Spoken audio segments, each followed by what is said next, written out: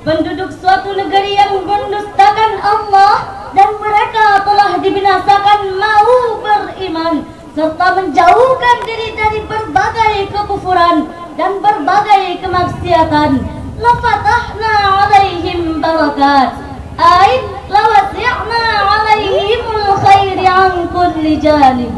Sungguh akan kami bukakan pintu rezeki kepada sebuah negeri.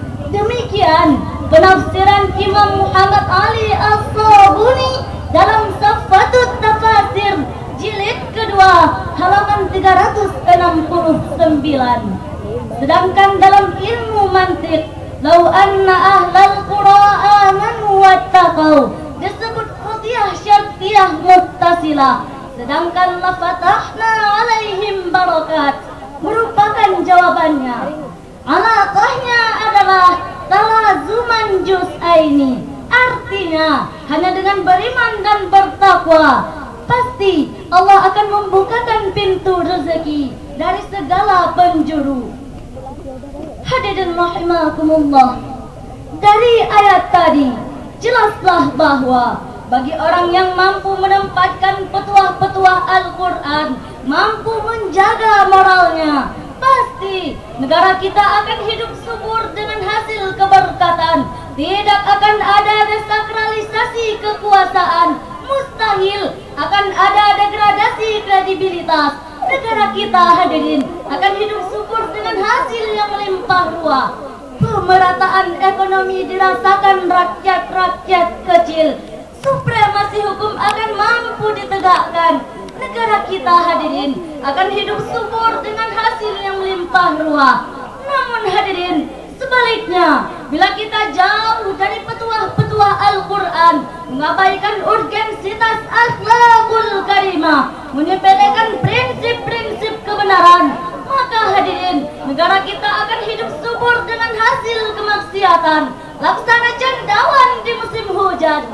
Masyarakat sudah tidak lagi memperhatikan moral etik bernegara. Jika ini dibiarkan, niscaya akan melahirkan karakter bangsa seperti Qarun, penghuni negeri yang bermental sa'labah, sang pengadil yang menjadikan keadilan bukan lagi milik rakyat, tapi milik pejabat.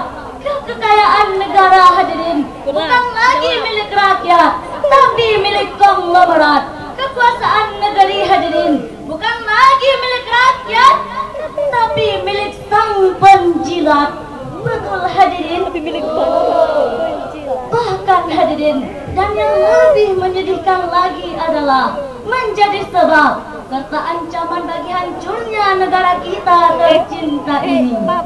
Sebagaimana firman Allah dalam kitab suci Al-Quran, surah Al-Isra ayat 16 sebagai berikut. Wa idza aradna an nuhlika qaryatan amarna mutrafiha fafasaqu fiha.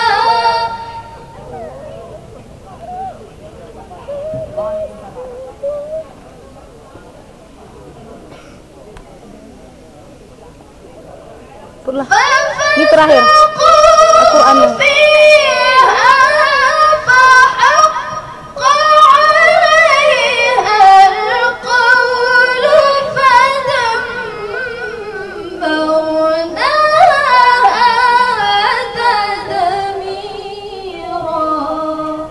Dan jika kami hendak membinasakan suatu negeri, maka kami perintahkan kepada orang yang hidup mewah di negeri itu agar menaati Allah. Tetapi bila mereka melakukan kedurhakaan di dalam negeri itu, maka sepantasnya lah berlakulah terhadap mereka perkataan hukuman kami. Kemudian kami hancurkan negeri itu sehancur-hancurnya. Pemuda harapan bangsa, pemudi harapan negeri, calon penghuni surga. Ayat tersebut mendeskripsikan bahwa suatu bangsa akan jatuh tersungkur apabila di dalamnya terdapat banyak kaum mutsrafin. Hadirin, siapakah kaum mutsrafin tersebut? Dr. Muhammad Sulaiman Al-Asqari dalam Zubdatut Tafsir min Fathil Qadir menjelaskan bahwa yang dimaksud dengan kaum mutsrafin yang pertama, pemimpin yang zalim. Yang kedua, para konglomerat yang bergelimang maksiat, enggan membayar zakat, harta riba selalu disikat, seolah-olah dunia ini lepas dari kontrol malaikat. Wajar hadirin, bila hidupnya tidak berkat, kalbunya semakin berkarat. Betul hadirin? Betul. Oleh karena itu hadirin, dalam membangun bangsa yang Qur'ani, kita tidak hanya dituntut untuk mencetak sarjana-sarjana pintar, teknokrat-teknokrat brilian, dan politikus cerdas. Tapi hadirin, kita juga dituntut untuk menjaga orang-orang benar, insan-insan beriman, dan individu yang berakhlak mulia. Sebab jika ilmu tanpa moral, niscaya akan melahirkan karakter bangsa seperti Qarun. Sang pejabat berubah menjadi penjahat. Fungsinya bukan sebagai pelindung rakyat, tapi pemeras, penindas, bahkan perampas hak-hak rakyat. Supremasi hukum bertindak kepada kelompok elit, giliran rakyat kecil mencuri ayam. Detik itu pula menjadi penghuni penjara. Sedangkan orang besar yang terlibat ke dalam korupsi triliun rupiah, sejak dari kasus Wisma Atlet Ambalat, Bank Senturi, hingga toilet anggota terhormat, hukum tumpul dan tak berdaya. Akhirnya timbullah kekecewaan di hati rakyat, muncul demonstrasi besar-besaran. Hadirin, kemanakah sesungguhnya karakter bangsa yang Qur'ani? Di manakah uswatun hasanah yang disuarakan oleh Al-Qur'anul Karim? Sejalan dengan hal tersebut hadirin, maka sangatlah relevan bila kita menjadikan Rasulullah sebagai solusi dan teladan dalam kehidupan. Sayyidatina Aisyah radhiyallahu anha bersabda, "Kana khuluquhul Qur'an." Rasul is the working Al-Qur'an. Akhlak Rasul ibarat Al-Qur'an yang berjalan. Oleh karena itu hadirin, sangat tidak wajar bila kita mengidolakan Lady Gaga, melupakan Rasul, mengidolakan Agnes Monica, melupakan Rasul, mengidolakan Cinta Laura, mengabaikan Rasulullah. Idealnya hadirin, kita menjadikan Rasulullah sebagai idola, karena pada beliaulah terdapat uswatun hasanah atau contoh teladan yang baik untuk kita teladani.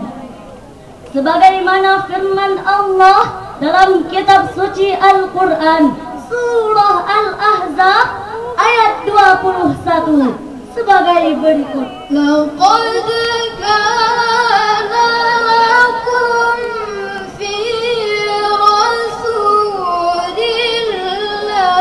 Rasulillahi uswatun hasanah.